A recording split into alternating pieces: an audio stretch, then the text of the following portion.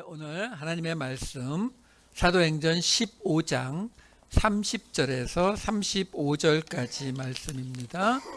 사도행전 15장 30절에서 35절까지 말씀 제가 읽어드리도록 하겠습니다. 그들이 작별하고 안디옥에 내려가 무리를 모은 후에 편지를 전하니 읽고 그 위로한 말을 기뻐하더라. 유다와 실라도 선지자라 여러 말로 형제를 권면하여 굳게 하고 얼마 있다가 평안히 가라는 전송을 형제들에게 받고 자기를 보내던 사람들에게로 돌아가되 바울과 바나바는 안디옥에서 유하며 수다한 다른 사람들과 함께 주의 말씀을 가르치며 전파하니라. 아멘. 지난주에 우리는 예루살렘 공의회에서 많은 변론이 있고 베드로, 야고보가 이야기한 그 결론을 안디옥 교회의 편지로 그리고 바울과 바나바와 함께 어떤 사람들을 함께 보내는 이야기까지를 살펴보았었습니다. 그런데 그 내용 가운데 그들이 이방인들에게 자기들도 지키지 못한 그 멍에를 지게 하지 말자라고 말하면서도 유대인들과의 갈등을 피하기 위해서 우상 숭배와 음행과 그리고 가축을 잡을 때에 목매달아 죽이고 피를 뽑는 이 방식만은 좀 지키게 하자라는 이야기를 했다고 했습니다. 그 이야기가 다른 의미가 아니라 그것을 가지고 이것들은 지켜야 된다, 지키지 말아야 된다의 의미가 아니라 바로 유대인들과의 화합을 위한 행동이었다라는 거죠. 그래서 사도 바울이 예루살렘에 와서는 결례를 지키고 디모데에게는 할례를 주고 디도에게는 또 안 주고 하는 이런 행동들이 모순된 행동 같지만 그것은 우리가 이 모든 이야기들을 자꾸 율법 또는 규례의 개념으로 쳐다보고 있기 때문에 모순되어 보이는 거죠. 왜? 여기서는 할례를 주고 여기서는 안 주고 이러니까. 하지만 그것이 아니라 그 어떤 일을 하고 안 하고가 목적이 아니라 그 너머에 있는 진짜 목적, 바로 이 땅에 하나님의 나라를 세운다고 하는, 하나님의 공동체를 세운다고 하는 이 진짜 목적을 위해서 그것이 존재하는 것이다. 그래서 주일날 갈라디아서를 볼 때에도 바로 이 똑같은 문제 때문에 갈라디아서를 썼으면서도 뭐라고까지 한다고요? 하늘에 있는 천사라도 저주를 받을 것이다 라는 그런 과격한 말까지 썼지만 갈라디아서의 마지막 결론은 어떻게 된다고요? 평안과 자비, 긍휼. 왜? 결코 이들은 유대인 그리스도인들을 포기한 적이 없거든요. 그러니까 이 모든 이야기들을 통해서 우리가 항상 빠지지 말아야 될 함정이 바로 이 부분이에요. 오늘 이야기도 그와 크게 다르지 않아요. 지금 그 예루살렘 공의회에서 회의가 다 끝나고 나서 바나바와 바울 안디옥으로 돌아가는데 유다와 실라를 함께 보냅니다. 편지를 써서 보내요. 그 이야기가 이렇게 나옵니다. 15장 22절 말씀에 이에 사도와 장로와 온 교회가 그 중에서 사람들을 택하여, 그러니까 유다와 실라 그리고 더 있었겠죠. 바울과 바나바와 함께 안디옥으로 보내기를 결정하니 곧 형제 중에 인도자인 바사바라 하는 유다와 실라더라. 그래서 그 사람들을 보내는데 편지를 써서 같이 보냅니다. 23절에 이렇게 이어져요. 그 편에 편지를 붙여 이르되 사도와 장로된 형제들은 안디옥과 수리아와 길리기아에 있는 이방인 형제들에게 문안하노라.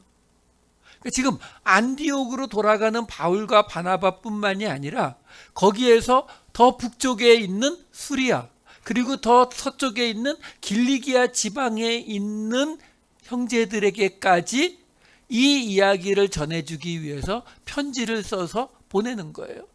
함께 읽어봐라 라는 거죠. 예, 마치 바울이 갈라디아서를 써서 갈라디아 여러 교회에게 보내는 것하고 똑같은 모습이에요. 자, 그러면서 이어지는 24절에는 이렇게 이야기를 합니다. 그 편지를 써서 보내는 이유가 뭐냐면, 들은즉 우리 가운데서 어떤 사람들이 우리의 지시도 없이 나가서 말로 너희를 괴롭게 하고 마음을 혼란하게 한다 하기로. 여기에요, 마음을 혼란하게 한다라고 번역이 되어 있는 헬라어를 보게 되면은, 우선 첫 번째, 마음이라고 하면은 가장 많이 사용되는 게 심장을 말하는 카르디아예요. 근데 여기는 그 단어를 쓰지 않고 영혼, 호흡, 생명의 뜻을 갖고 있는 푸시케라는 단어를 씁니다. 그리고 여기 혼란하게 한다라고 번역이 되어 있는 이 단어도 어떤 뜻이냐면 약탈하다 또는 뒤집어 엎어버리다, 이런 뜻이에요. 그러니까 지금 어떤 사람들이 예루살렘에서 보낸 것도 아닌데 가서 말로 너희를 괴롭게 하고 너희의 영혼을 뒤집어 엎어버리고 있다. 너희의 영혼을 약탈하고 있다라는 거예요. 사실 말로 쓸 수 있는 표현 가운데에서는 정말 과격한 표현이에요. 그렇잖아요. 다른 것도 아니고, 뭐 마음을 혼란하게 한다 그러면 좀 마음을 차분하게 심호흡 좀 하고 뭐 가라앉히면 될 거 아니에요. 그게 아니라 영혼을 뒤집어 엎는다, 영혼을 약탈하게 하려고 한다. 이 말은 어쩌면 표현할 수 있는 가장, 욕을 사용하지 않고는 가장 과격한 표현이라고 볼 수 있잖아요. 그만큼 지금 율법을 지켜야 한다, 이방인들에게 율법을 지켜야 한다고 주장하는 것이 그만큼 심각한 이야기다라는 거예요. 그런데 여기서 하나 좀 생각해 볼 게 있어요. 뭐냐면, 이 당시에 이미 유대인 그리스도인들이 많았습니다.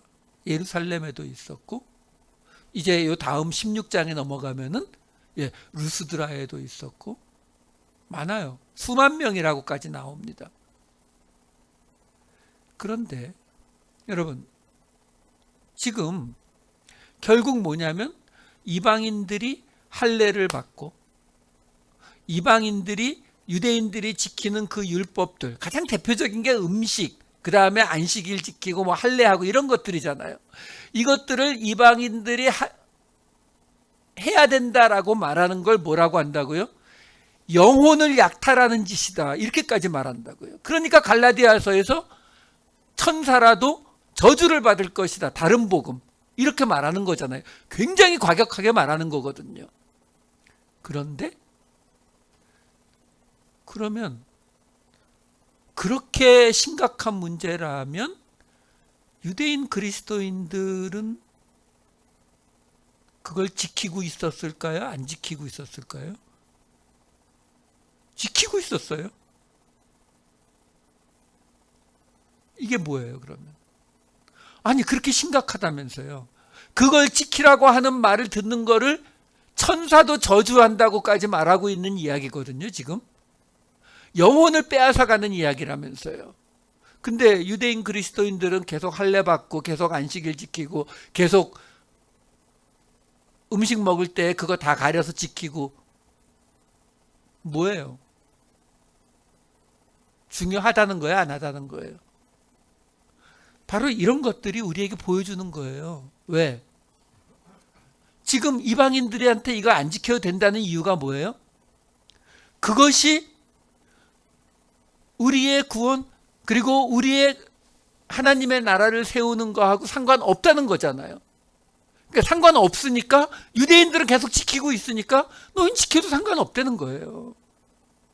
여러분, 이게 우리가 이런 게 이상하게 느껴지는 게 뭐냐면, 우리는 은혜로 구원받는다, 믿음으로 구원받는다, 이런 것들을 지키고 이런 것 때문에 구원받는 거 아니다 라고 수도 없이 말을 하면서, 사실은 우리는 우리가 가진 또 다른 율법들을 만들어 놓잖아요. 할례 안 받아도 된다라고 하지만 교회마다 교회 다니면 술 마시면 안 되는 거고, 교회 다니면 뭐 하면 안 되고, 뭐 해야 되고, 이거 수도 없이 많잖아요. 그거 안 하면, 하라는 거 안 하거나 하지 말라는 거 하면은 예수 믿는 거 아니야. 우리 그렇게 말하잖아요. 지금 보시라고요. 천사까지도 저주받는다고 말하면서도 유대인 그리스도인들은 그거 계속 지키고 있었어요. 왜?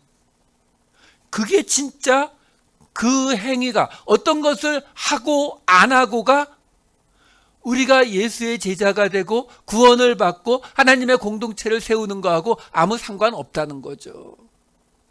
그걸 말해주고 있는 거예요. 이야기는 너무 큰 이야기라서 여기까지만 할게요.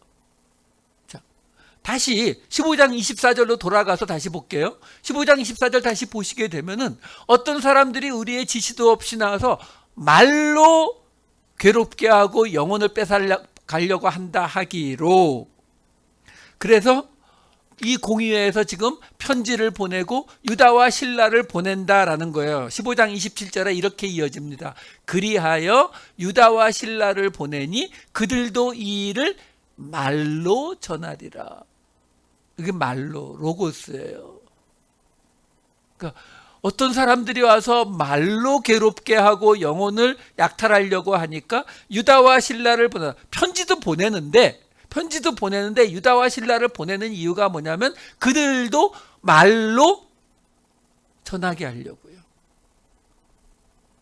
그리고 나서 아까 오늘 읽은 본문으로 들어간 거거든요. 그래서 안디옥에 도착해서 바울과 바나바가 편지를 전하니까 기뻐했고 하는 이야기가 나오면서 바로 15장 32절이 나오는 거예요. 유다와 실라도 선지자라. 여러 말로 형제를 권면하여 굳게 하고. 자, 여기 나오는 이 선지자라는 말을 오늘 보려고 하는 거예요. 우리가 이미 주일날 갈라디아서 말씀에서 첫날 사도 아포스톨로스라는 말이, 사도 바울은 그리고 그의 제자인 누가는 훨씬 더 넓은 의미로 사용하고 있다라는 것을 말씀드렸습니다. 이 선지자라는 말도 마찬가지예요. 왜 그러냐면 여기 지금 선지자로 나오는 이 프로헤프테스라고 하는 이 단어가, 프로라고 하는 게 전치사예요. before. 그리고 뒤에 나오는 단어가 페미라고 하는 단어, 말하다의 뜻이에요. 그러니까 먼저 말하다, 전에 말하다, 이미 말하다. 그러니까 미래에 일어날 것에 대해서 먼저 이야기하는 사람이 바로 선지자예요. 그래서 나오는 거예요. 온 사람들도 말로 괴롭게 해서 유다와 실라를 보내서 말로 이야기하게 해서, 그래서 그 말로 권면하는 유다와 실라를 뭐라고 말하고 있냐면 선지자라고 말하고 있거든요. 자, 이 선지자가 왜 문제가 되냐면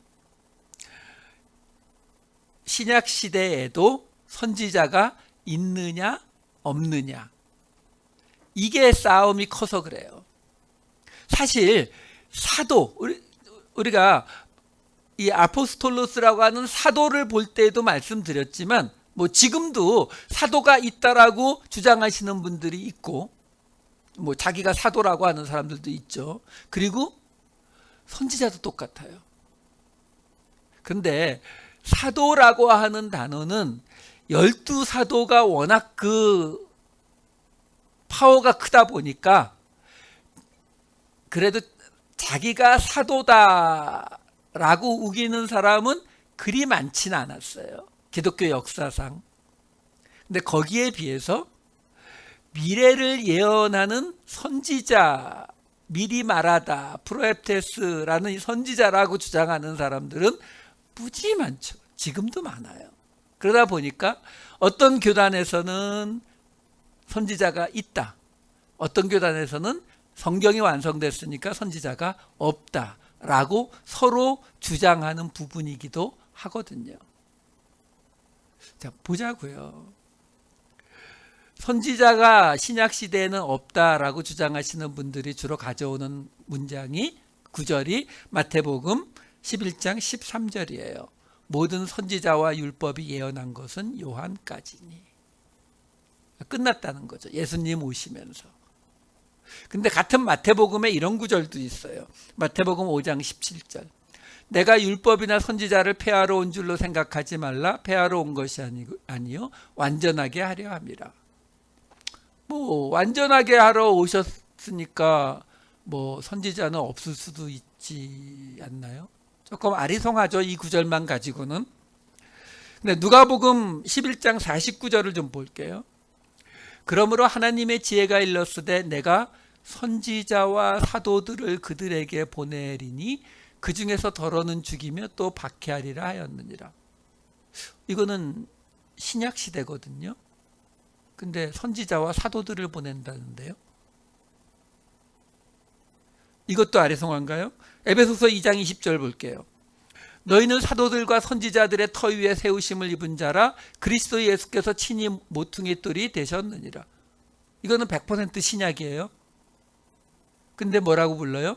사도들과 선지자들의 터 위에 세우심을 입었대요. 교회를 말하는 거거든요. 그러니까 교회가 사도들과 선지자들의 터 위에 세워졌대요. 이 정도면은 선지자가 신약 시대에 있는 게 맞아 보이지 않으세요? 더 확실한 거 하나 있어요. 고린도전서 12장 28절. 하나님이 교회 중에 몇을 세우셨으니 첫째는 사도요, 둘째는 선지자요, 셋째는 교사요, 그 다음은 능력을 행하는 자요, 그 다음은 병 고치는 은사와 서로 돕는 것과 다스리는 것과 각종 방언을 말하는 것이라.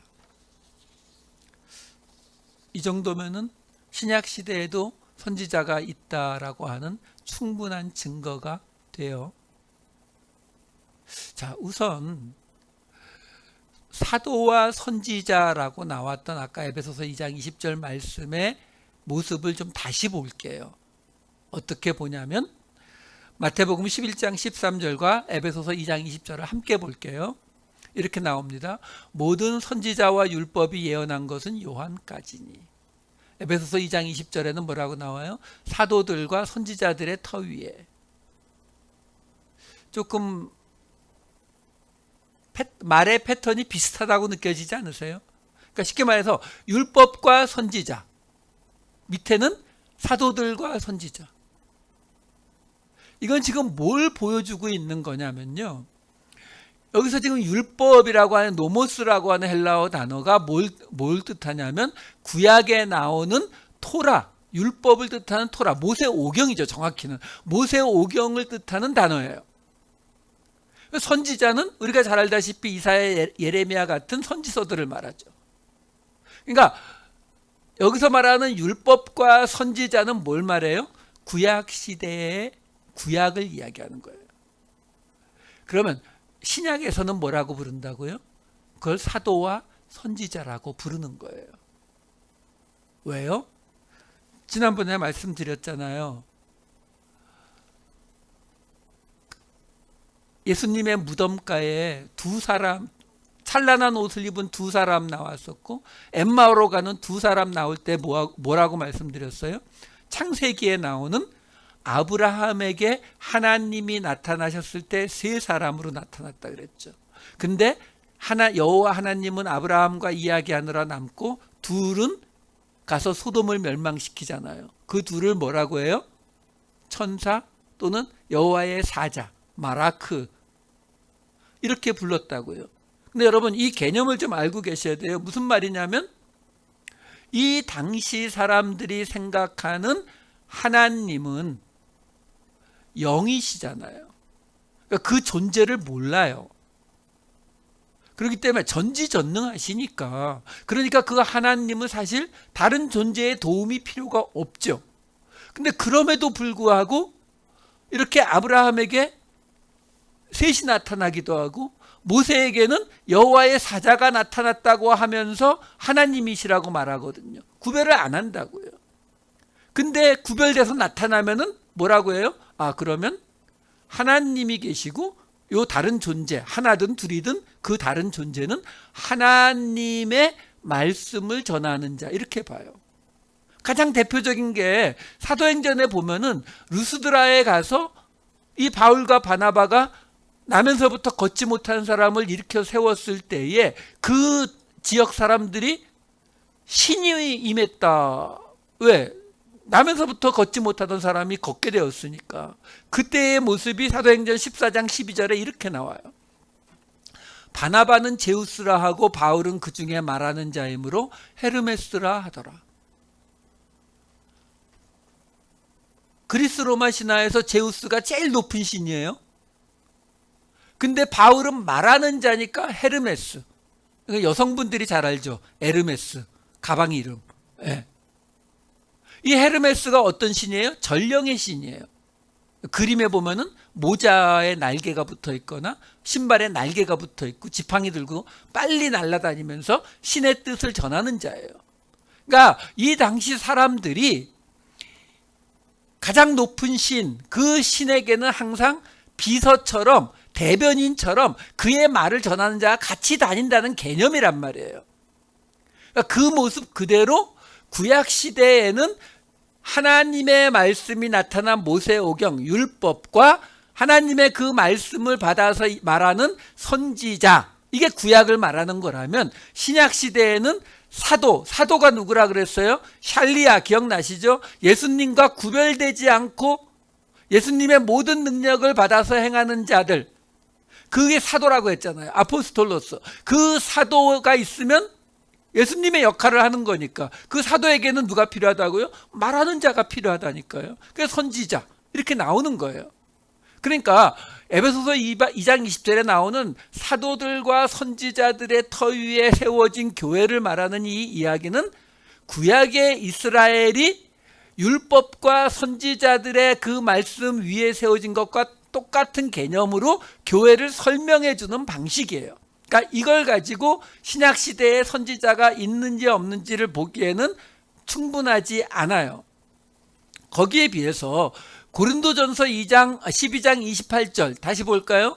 이거는 뭐 어떻게 빼도 박도 못해요. 왜? 교회 중에 몇을 세웠는데 사도, 선지자, 교사, 능력 행하는 자, 병 고치는 은사와 돕는 것, 다스리는 것, 방언 말하는 것, 딱 교회 중에 세운 것이라고 분명히 이야기를 해버리잖아요. 자, 그런데요, 여기서 우리가 하나 볼 게 뭐냐면 이 선지자 프로에프테스라고 하는 이 헬라어 단어가 신약 성경에 138번이 나와요. 하나하나 센 거 아니에요? 요즘은 컴퓨터 치면 쫙 나와요. 138번이 나오는데 그 중에 제일 많이 나오는 게 마태복음 34회예요. 사도행전에 30회가 나와요. 누가복음에 28번 나와요. 요한복음에 14번 나와요. 사실 이 네 책에 거의 대부분이 나오고 나머지 조금 바울 서신에 흩어져 있어요. 그러니까 선지자라는 단어가요. 근데 138회가 나오는 선지자라고 하는 단어를 구약 시대의 진짜 선지자, 이사야, 예레미야 뭐 이런 사람들을 말하기 위해서 사용하지 않고 신약 시대의 어떤 사람의 이름을 놓고 선지자를, 이 단어를 사용한 것은 사도행전과 디도서에 딱 한 번 나오는 게 끝이에요. 사도행전에 보시게 되면은 오늘 나오는 이 유다와 실라뿐만이 아니라 안디옥 교회, 그리고 아가보라고 하는 사람에 대해서, 그리고 디도서, 사도 바울이 쓴 디도서에 그레데 사람들 중에 선지자가 있었다라는 말, 이게 전부예요. 무슨 말씀을 드리는 거냐면 사도 바울이 사도라고 하는 말을 그의 서신서에서 복음서에서 사용하지 않는 다른 사람들, 12사도가 아닌 사람들에게 확대해서 적용했던 것처럼 이 선지자라고 하는 이 말도 사도행전과 그리고 마태복음 34회, 누가복음 28회씩, 요한복음 14회씩 나오지만 단 한 번도 신약시대의 어떤 사람을 선지자라는 단어를 사용하지 않아요. 그 말은 뭐냐면 이 단어는 특별히 사도행전과 바울 서신에 특화된 단어다라고 보시면 돼요. 사도라는 단어와 똑같이 어떤 의도로 이것을 굉장히 확대까지는 정확히는 안 맞지만 하여간 적용시키고 있는 단어다라고 보시면 된다라는 거예요. 그 중에서 우리에게 가장 관심을 갖게 하는 아가보라고 하는 사람이 나오는 구절을 잠깐 볼게요. 사도행전 11장 27, 28, 21장 10절, 11절. 그때의 선지자들이 예루살렘에서 안디옥에 이르니 그 중에 아가보라 하는 한 사람이 일어나 성령으로 말하되 천하에 큰 흉년이 들리라 하더니 글라우디오 때에 그렇게 되니라. 21장 10절 11절. 여러 날 머물러 있더니 아가보라 하는 한 선지자가 유대로부터 내려와 우리에게 바울의 띠를 가져다가 자기 수족을 잡아매고 말하기를 성령이 말씀하시되 예루살렘에서 유대인들이 이같이 이 띠임자를 결박하여 이방인의 손에 넘겨주리라 하거늘. 왜 이 아가보의 케이스를 보냐면 우리가 원하는 예언자, 선지자의 의미가 이거거든요. 우리가 원하는 게 뭐예요?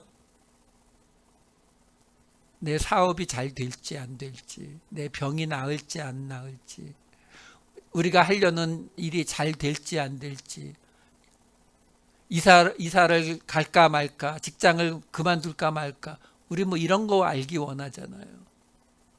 딱 이 아가보라고 하는 사람이 그런 비슷한 예언을 하잖아요. 그리고 성경이 분명히 뭐라고 하냐면 그렇게 되었다라고 컨펌까지 해주거든요. 그런데 선지자, 이게 신약에서는 프로에프테스인데 구약에서는 나비라는 단어로 나와요. 성경 전체의 첫 선지자로 나오는 사람이 누구냐면 아브라함입니다. 창세기 20장 7절. 이제 그 사람의 아내를 돌려보내라. 그는 선지자라. 아브라함이 뭘 했어요? 미래에 대한 예언을 했나요? 안 했죠. 이 이야기는요, 그랄 왕 아비멜렉에게 자기 아내 사라를 또 넘겨줬다가 그 그랄 왕 아비멜렉의 꿈에 하나님이 나타나셔서 너 내 손에 죽을래? 이렇게 말하니까 그 아비멜렉이 저 아무 짓도 안 했어요. 왜 그러십니까? 저 착하게 살았어요. 의인을 죽이실 겁니까? 이렇게 말하니까 하나님이 두 번째 나타나셔서 하신 말씀이에요. 근데 재밌는 건 뭐냐면 아브라함이 아내를 넘겨 팔아먹었던 거는 창세기 12장에 이미 있었어요. 창세기 12장 17절에 여호와께서 아브라함의 아내 사레의 일로 바로와 그 집에 큰 재앙을 내리신지라. 이 창세기 12장을 보시게 되면은 하나님이 바로에게 경고하거나 또는 벌을 내리고 난 뒤에 왜 벌을 내렸다는 이런 설명이 전혀 없어요. 그냥 두들겨 패시는 거예요. 사실 애굽 왕 바로 입장에서는 자기가 뭘 잘못해서 이런 재앙을 당했는지도 몰라요. 근데 거기에 비해서 이 그랄 왕 아비멜렉의 케이스는 똑같은데 이 사람에게는 꿈에 두 번이나 하나님이 나타나셔서 하신 말씀이 아까 나왔던 그 이야기인 거예요. 사례를 돌려보내라고 말씀하시면서 두 번째 나타나셔서 하신 말씀이 그가 선지자다라는 거죠. 근데 이 일에 아브라함은 한 게 아무것도 없어요. 물론 다 끝나고 나서 아비멜렉을 위해서 기도했다는 말은 나오죠. 무슨 말이냐면 선지자라고 하는 개념이 단순히 미래의 일을 이야기하는 그걸로 선지자라고 하는 것이 아니라는 거예요. 이게 똑같은 이야기거든요. 할례를 받느냐 안 받느냐, 율법을 지키느냐 안 지키느냐가 중요한 게 아니라 그 자체는 뭐예요? 그 너머에 있는 하나님의 뜻을 이루기 위해서 주어지거나 취소된 이야기들이에요. 똑같은 거예요.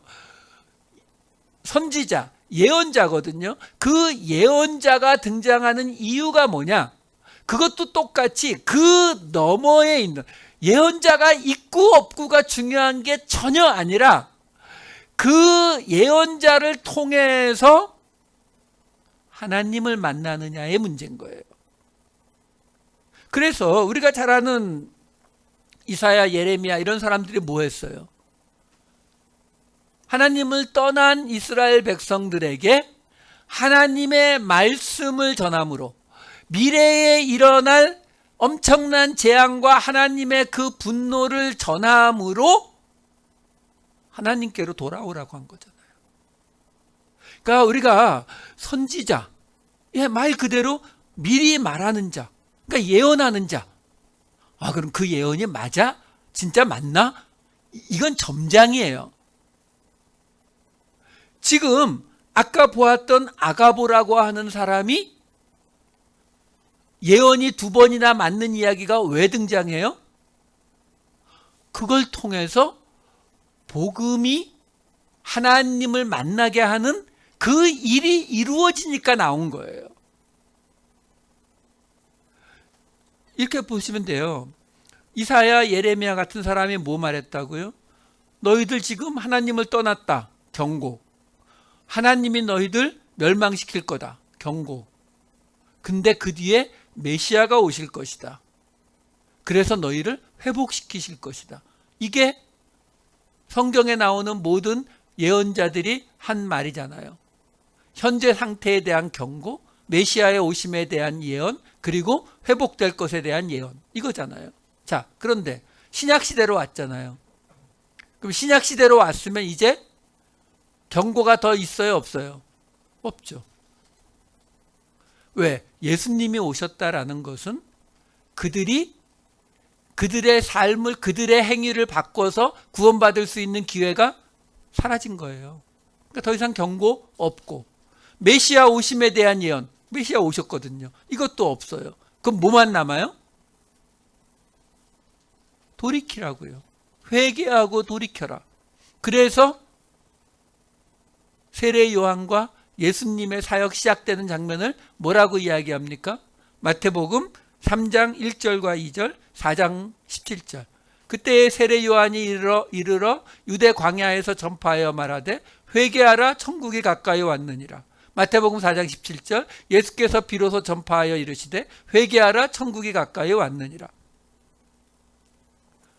그래서 복음서에 보면 유일하게, 물론 예수님의 말씀이 아니라 다른 사람들의 입을 빌려서 세례 요한을, 그리고 예수님을 선지자라고 칭을 하죠.